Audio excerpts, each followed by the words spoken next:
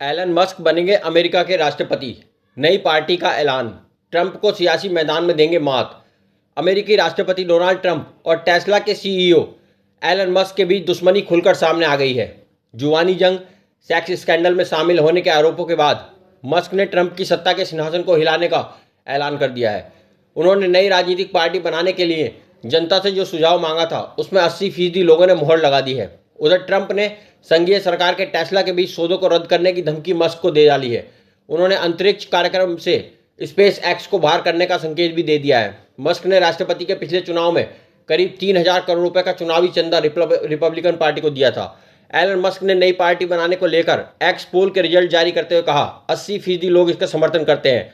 उन्होंने अमेरिकी जनता से पूछा था कि क्या देश में नई पार्टी बनाए जाने की जरूरत है। उन्होंने लिखा, लोगों ने अपनी राय दे दी है। देश में 80% मध्यम वर्ग के लिए नए राजनीतिक दल की जरूरत है और एकदम सटीक 80% लोगों ने ही इसका समर्थन किया है।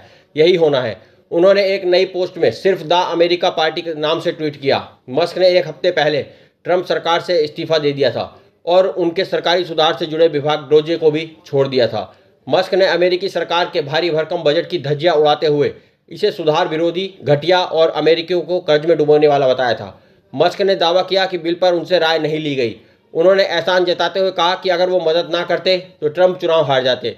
यहां तक कि मस्क ने दावा किया कि अमेरिका में सबसे बड़े sex scandal the Epstein files में ट्रंप का भी नाम था। जिद्दी और गुस्सैल ट्रंप ने ट्रूथ सोशल मीडिया के जरिए जवाब देने में देर नहीं लगाई।